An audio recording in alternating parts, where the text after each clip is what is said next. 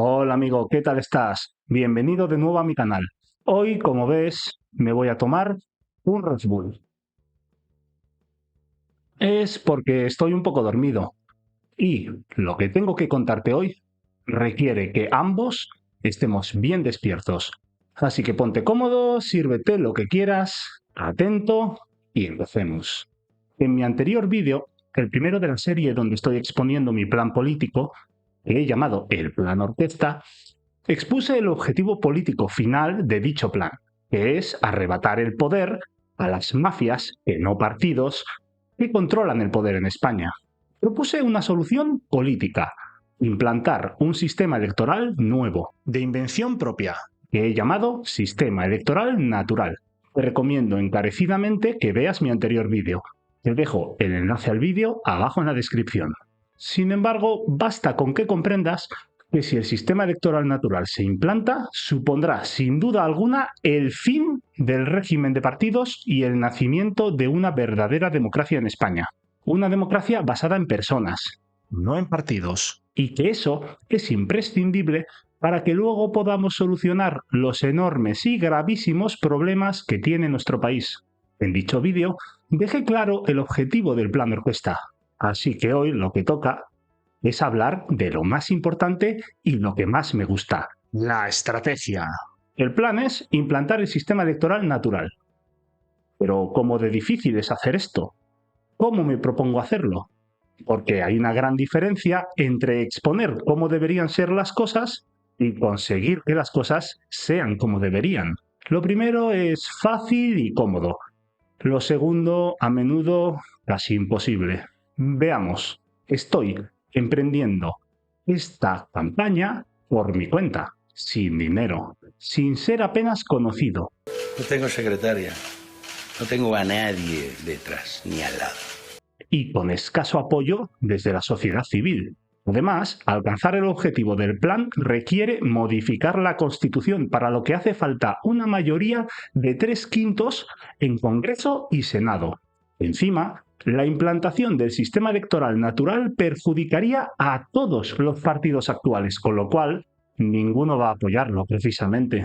Esto ya de por sí es un escollo muy difícil de salvar. Y por si fuera poco, no olvidemos que estoy actuando contra la voluntad, ni más ni menos, que de los delincuentes que controlan España desde hace décadas, con el riesgo que ello implica. No se puede negar que en estas circunstancias lograr que el Plan Orquesta llegue a buen cauce es extremadamente difícil. Pero, ¿y qué? Cualquier cambio profundo lo es. Nadie parece tener un plan mejor. Y difícil es solo una palabra. Difícil no significa imposible. Y lo cierto es que existe un camino. Es un camino extremadamente arduo. Pero si logramos recorrerlo, créeme, se puede. Atento, porque en este vídeo voy a exponer a grandes rasgos la estrategia idónea para lograr un cambio en España. Y sin más preámbulos, entremos en harina. La estrategia del Plan Orquesta.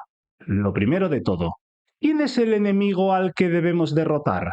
Pues los partidos políticos que constituyen el actual régimen partitocrático. El PP, el PSOE, las distintas rémoras nacionalistas y también esos nuevos partidos como Podemos, Ciudadanos o Vox, que aunque en teoría venían a cambiar las cosas, al final han acabado convirtiéndose en parte del sistema, en más de lo mismo. Segundo, debemos decidir qué actitud tomar contra el enemigo. Buscaremos objetivos a corto o a largo plazo. ¿Vamos a atacar o vamos a defendernos? ¿La forma en que se ha luchado hasta ahora es la correcta? Bueno, empecemos considerando una estrategia que muchos opositores al régimen de partidos están siguiendo. Es una estrategia a muy largo plazo, centrada en difundir el mensaje de que no vivimos en una democracia, en tratar de mejorar la educación de la ciudadanía, en negarse a participar del sistema y, como mucho, organizar alguna movilización pacífica. Los partidarios de esta estrategia le llaman abstención activa y consiste en no hacer nada real. El objetivo parece ser esperar pacientemente a que la sociedad mejore, que haya más educación en la población, Y finalmente, en un futuro remoto, la gente en masa deje de votar y se den las condiciones ideales para que el régimen caiga por sí mismo. De alguna manera, pues no está claro cómo el mero hecho de no ir a votar va a derribar el régimen de partidos. Porque, a ver, en el sistema electoral actual, la abstención no provoca ningún efecto real. ¿Es este el cambio acertado? ¿Es esta la estrategia adecuada? A ver, no. Y lo siento si le molesta a los que siguen esta estrategia. De verdad, si es tu caso, quiero que entiendas que no busco atacarte. Ambos queremos lo mismo. Pero tengo que decirlo alto y claro. La abstención activa no sirve de nada y es necesario que lo admitas. Con esta estrategia, ni la Junta Democrática de Gisbert ni Antonio García Trevijano han conseguido nada tras años y años de trabajo. Ni siquiera se aprecia un bajón en la participación en los comicios más recientes, con lo que ni siquiera se puede argumentar que su mensaje esté calando. A Trevijano, Franco se le murió en la cama. Y si seguimos así, bien podemos acabar con un nuevo tirano absoluto, ya sea el perro, Feijóo o quien sea. Y mientras eso sucede, aquellas personas que precisamente por estar concienciadas del problema de la dictadura de partidos realmente podrían haber hecho algo para acabar con ella, habrán consentido esa tiranía con su inacción, porque no se lucha así contra la tiranía, ni teniéndote puro, al margen de todo, dando discursos y recreándote en elevadas ideas. Esta estrategia sería como ser un objetor de conciencia en una guerra, negándote a luchar para remover conciencias, pensando que eso acabará con el enemigo. Me parece una estrategia brillante. Mira, yo a los seguidores de Trevijano les tengo un enorme respeto, por la admiración que siento por la figura de Antonio García Trevijano, y también porque llevan razón en muchas de las ideas que defienden. Pero si algo me ha enseñado la vida, es que tener razón de por sí no vale una mierda si luego no llevas tus ideas a la realidad, como estoy intentando hacer yo por medio de esta serie de vídeos, de este canal, de esta iniciativa política. Así que, si es tu caso, por favor, reflexiona y siendo como eres partidario del libre debate, te ruego que te tomes bien esta crítica que, aunque algo mordaz, la hago desde el respeto y con ánimo constructivo. Consideremos ahora otra estrategia, más activa. Consiste en dar la batalla cultural y mediática, luchando contra el relato que el régimen y sus medios mercenarios construyen cada día, socavando poco a poco la base electoral de los partidos del régimen. Bueno, esta estrategia la seguimos muchos, especialmente en las redes. Bien yo, que tanto desde mis pequeñas cuentas en las redes sociales como desde el plató de la ETV2, he dado la batalla cultural todo lo que he podido. Esta labor es crucial, que es totalmente imprescindible dar la batalla cultural, destapar casos de corrupción y deslegitimar al régimen de partidos en medios y redes sociales. Y sí, socava poco a poco el poder de los partidos. Mención especial merecen Alvise y sus ardillas, que han destapado numerosos casos de corrupción, entre ellos el de Ábalos, con 2 años de antelación, o Vito Quiles, que cada día expone las vergüenzas de la casta política en las ruedas de prensa. Pero, amigo, es una estrategia lenta. Ese, poco a poco, es lo que falla. España se desliza hacia el precipicio. Quien más, quien menos, todos lo percibimos. Todos tenemos esa sensación de que no hay futuro. Tenemos demasiados problemas sin arreglar y nada que esperar de una casta política y además no podemos quitarnos de encima. Nos estamos hundiendo, pero no poco a poco, sino de forma acelerada, a pasos cada vez mayores. Los hechos de los últimos años, especialmente las medidas liberticidas e inconstitucionales llevadas a cabo durante la pandemia, así como la gravísima cuestión de la amnistía y la erosión que supone de los últimos reductos del Estado de Derecho y la separación de poderes que quedaban en el régimen de partidos, son la prueba de que esto se está acelerando y de que no nos queda tiempo. Por si fuera poco, esta estrategia implica solo defenderse, pues no parece haber una opción de victoria, un final a la vista. Porque, supongamos que en unos años la mayoría de la sociedad se ha tomado ya la pastilla roja. Hemos salido de la Matrix informativa y estamos dispuestos a resistir contra el régimen de partidos y las agendas globalistas. Genial. Pero, si solo hacemos eso, si no hay nada más, nuestra resistencia se limitará a nuestra vida diaria, a nuestro fuero interno. ¿Y entonces de qué serviría? Sí, es imprescindible lograr una mayoría social de gente despierta, pero tendremos que idear una forma, un mecanismo para que esa mayoría dé lugar a un cambio de régimen, ¿verdad? ¿Cuál es el plan? ¿Esperar a que todo se hunda? ¿Y entonces qué? Lanzarnos a luchar, a tomar el control por la fuerza, luchando contra las fuerzas del orden. ¿Un conflicto civil con todo el sufrimiento humano que supone y que muy probablemente perderíamos? ¿Es ese el final del camino en nuestra batalla cultural? Si no tienes un atisbo de victoria ni plan para llevarla a cabo, no esperes ganar. Con esta estrategia, amigo, se pueden ganar batallas, como la batalla cultural en Internet, que prácticamente es nuestra, pero así nunca ganaremos la guerra por el poder, porque solo nos quedará alzarnos, llevados por la ira y la desesperación, y ya cuando sea demasiado tarde. Y entonces nos aplastarán. Nuestro futuro pinta negro y los graves problemas del país nos fuerzan a la premura, así que no nos queda otra que atacar, asestar un golpe contundente y definitivo ya, porque a los españoles se nos está acabando el tiempo, el dinero y la paciencia. Nuestra situación es desesperada, pero nuestras opciones son mucho mayores de lo que parece. Solo tenemos que hacer como hizo Alejandro Magno en la batalla de Gaugamela.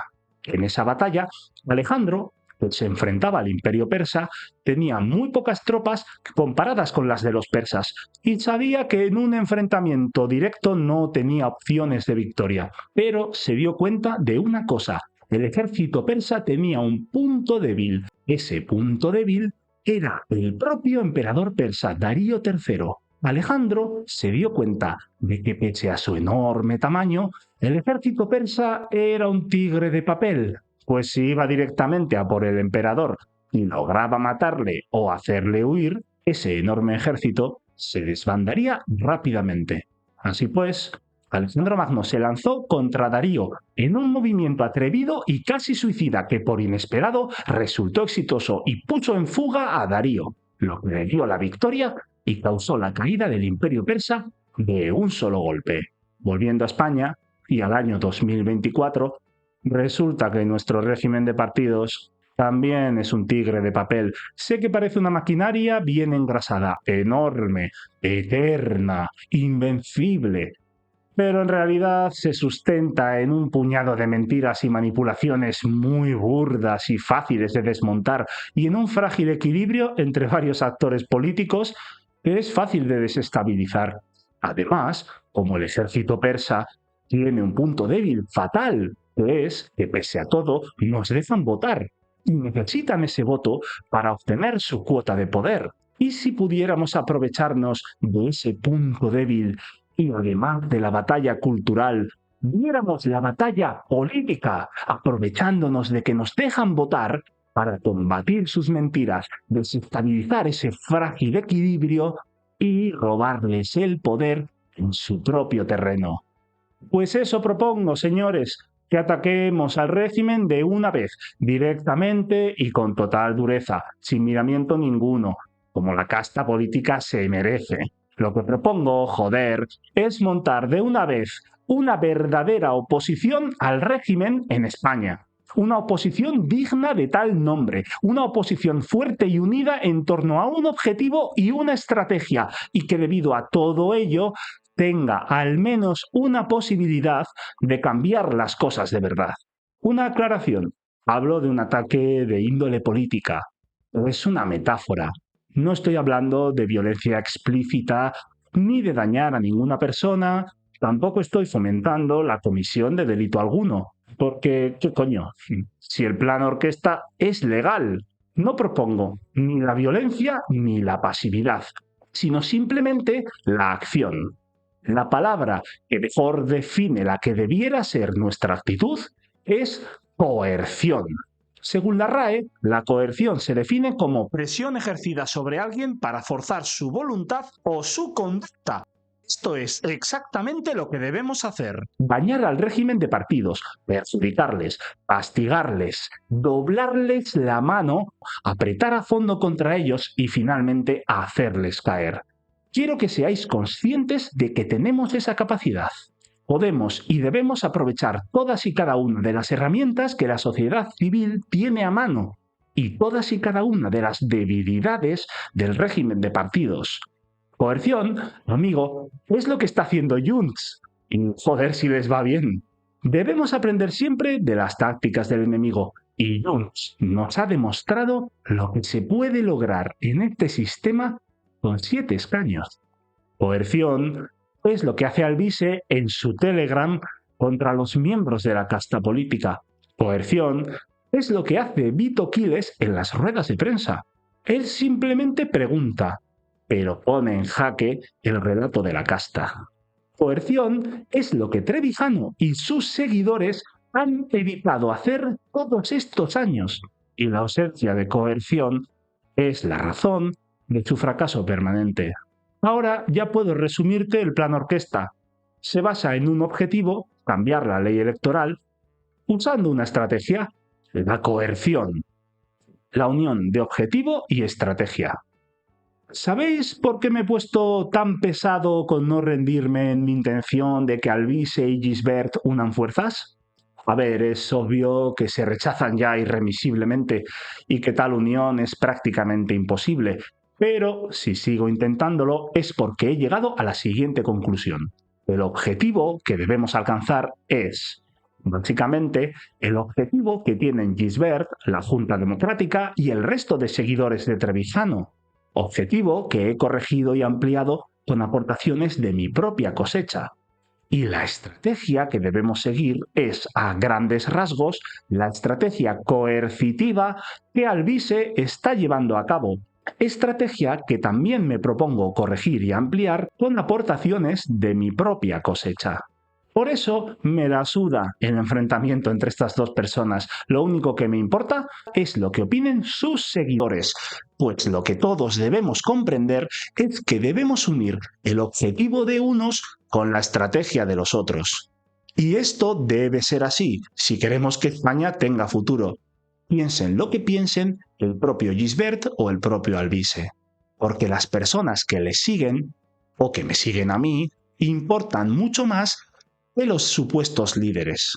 Y seas de uno o seas de otro, mi mensaje para todos es que ambos grupos de personas sois importantes, ambos sois imprescindibles, ambos sois complementarios, ambos sois compatibles, ambos grupos debéis ser el apoyo el uno del otro y, en definitiva, que no toleréis que nos dividan.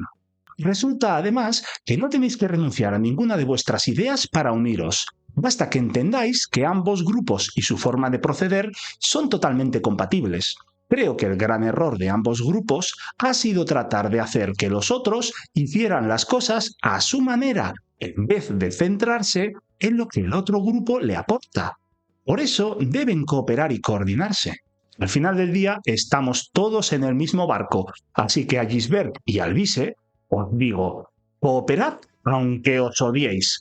Y si el problema es de desconfianza en la otra persona y sus intenciones, que parece ser el caso, acercad posturas con el grupo de seguidores del otro y su punto de vista, en vez de fomentar la división con rencillas personales. Es que es triste, porque al final del día sí que estamos haciendo coerción, pero entre nosotros, ¿pero estamos tontos o qué? El enemigo son los partidos.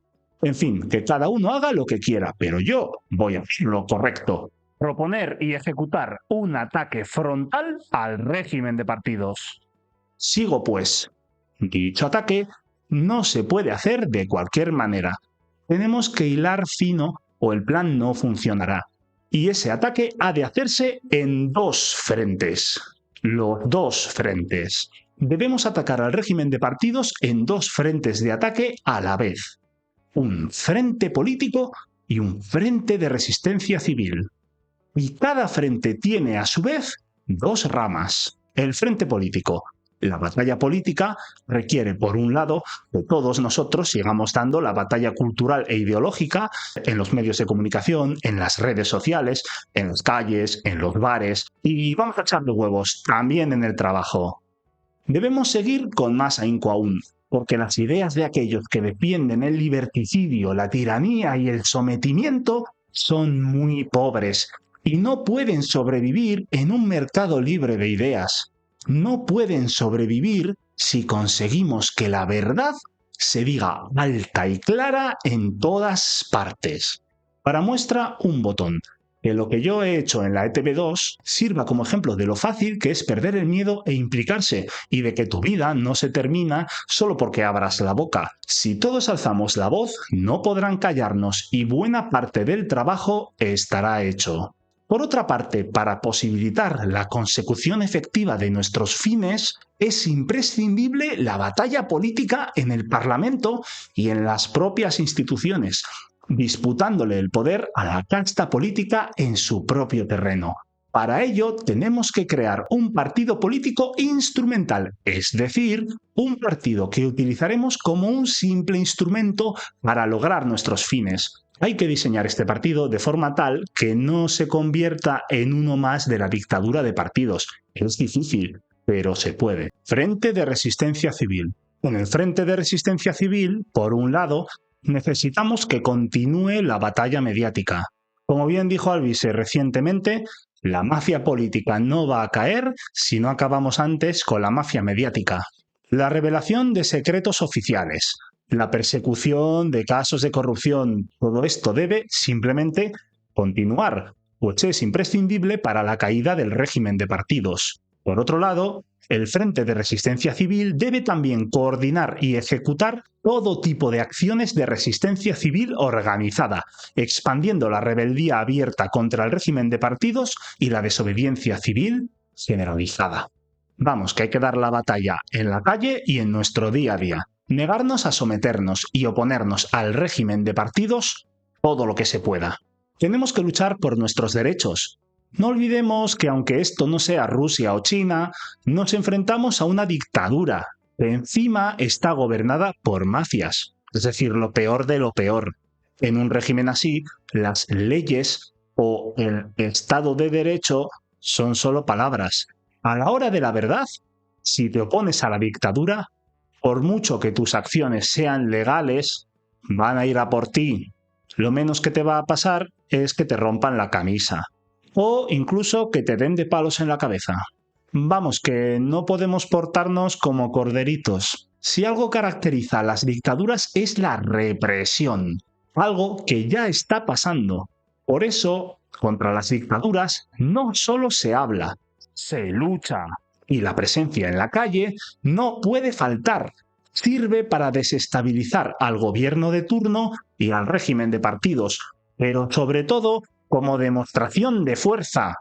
En un enfrentamiento real, la oratoria, el discurso, las propuestas políticas y las investigaciones sobre corrupción son importantes, pero a la hora de la verdad, es la espada, no la pluma, la que sostiene tu postura. Sin ella eres como un estandarte sin tropas. Por eso hay que hacer lo necesario para que el régimen entienda que tras nuestras palabras hay una masa enfurecida exigiendo cambios y que no puede pasarse de la raya. De nuevo, insisto en dejar claro, todo lo que propongo es legal. En mi opinión, dentro de lo posible, las movilizaciones han de ser respetuosas, tanto con los ciudadanos y sus bienes como con la propiedad pública. Para hacer una tortilla hay que romper algunos huevos, ok, pero los menos posibles. Las protestas de los agricultores son un ejemplo magnífico. Se han comportado con dureza, como debe ser. Es una protesta, pero han tratado siempre de forma exquisita a la ciudadanía y no han provocado ningún desorden innecesario. No necesitamos ser como aquellos que aprovechan las protestas para saquear, robar, agredir, quemar coches. ¿Por qué los dos frentes deben ir unidos? Ambos frentes han de existir y cooperar. ¿Por qué? Pues porque ambos frentes son imprescindibles como seguro de vida del otro. ¿Me explico? Supongamos que hay frente político pero no civil. Conseguimos montar un gran partido político, sacamos muchos escaños y el régimen se pone a temblar. En ese caso, ¿cuánto tardarían en ilegalizarnos el partido? ¿Cuánto en acallar a los medios críticos? ¿Cuánto en condenarnos por delitos de odio? ¿Cuánto en inventarse casos de corrupción de nuestros líderes? Incluso, ¿cuánto tardarían en atentar físicamente contra aquellos líderes que no pudieran ser frenados de otras maneras?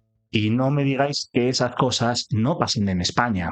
¿Qué sucedería entonces si ese frente político no viniera acompañado de una potente resistencia civil?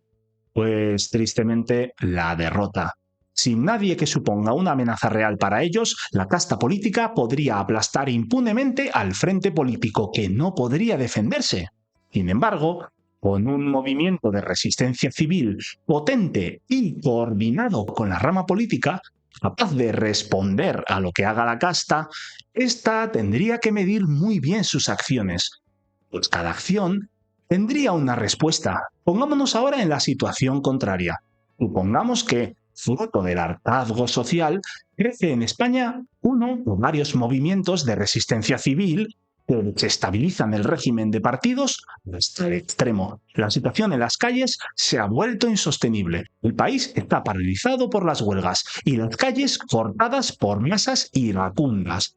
En este caso, ¿cuánto tardaría la casta en proclamar el estado de emergencia, llamar al ejército, reprimir a fuego toda disidencia, manifestación o huelga, legislar para establecer un mayor control y vigilancia y, finalmente, someternos a un régimen dictatorial sin disimulos para garantizar el orden y la estabilidad?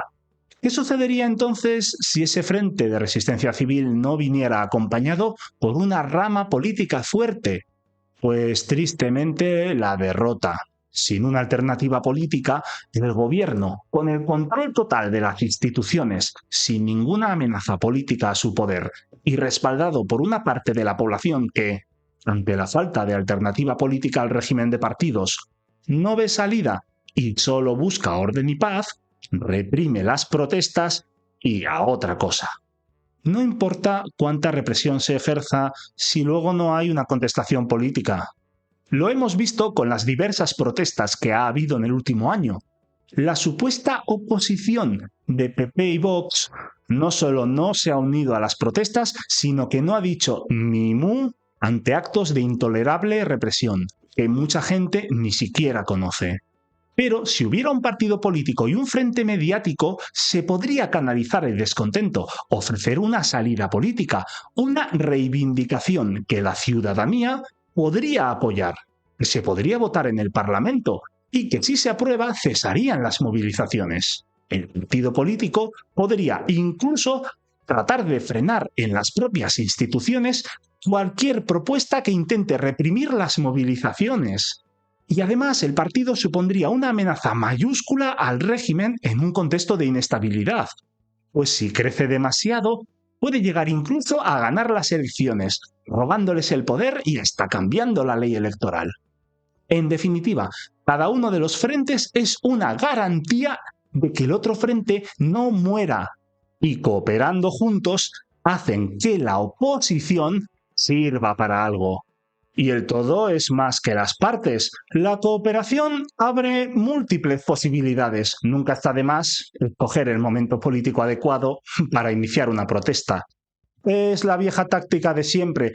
Haz que el enemigo tenga que pelear en dos frentes a la vez y la victoria será mucho más fácil. Si montamos bien ambos frentes y se unen a la oposición las personas adecuadas, es decir, la orquesta, es muy difícil, pero podemos poner al régimen de partidos de rodillas. Y encima, sin violar la ley, porque fundar un partido e ir a las elecciones es legal. Crear medios alternativos es legal. Dar nuestra opinión en redes y medios es legal. Destapar casos de corrupción es legal. Las manifestaciones, huelgas y actos públicos de protesta son legales. Se supone que, según los partidos del régimen, todo esto de la dictadura de partidos Es una chaladura de 4 frikis, y en España hay democracia. Imperfecta, pero democracia, y ellos son nuestros representantes legítimos. Así pues, no habrá problema en que pongamos en marcha este plan, legal y legítimo, para quitarles el poder democráticamente. No tengo nada que temer, ni van a hacer nada para impedírmelo, ¿verdad? Este aspecto del plan orquesta es magnífico, porque si todo lo que hacemos es legal, no van a poder pararnos sin violar la ley, cosa que ya hacen. Y cuanto más lejos lleguemos, peores tendrán que ser sus actos. Si al final nos aplastan, al menos lograremos esto, que la casta política se quite la careta del todo. Y eso podría ser la tumba del régimen, pues como he dicho, toda acción tiene su reacción. Y si los propios políticos violan la ley, quizá el pueblo acabe haciendo lo propio. Hemos terminado por hoy. Este vídeo no ha sido tan breve como quería. He tenido serios problemas de agenda y problemas técnicos. Pero le estoy cogiendo el tranquillo poco a poco, así que mis próximos vídeos serán cada vez más cortos, frecuentes y de mejor calidad. En el próximo explicaré en detalle cómo debe ser ese partido instrumental. Y en el siguiente explicaré la estrategia que debería seguir el movimiento de resistencia civil. También, según se vayan sabiendo más cosas, tendré que comentar un poco todo esto del partido que está montando Alvise y mi intención de unirme si realmente tiene sentido. Dale a like si te ha gustado, suscríbete, pero sobre todo difunde esto, que se entere todo el mundo y que cada vez más gente se una al plan. Y recuerda que este canal tiene un principio, un final, un hilo conductor, un lugar al que quiero llegar y una acción final. Y por eso no te lo puedes perder. Hasta el próximo vídeo.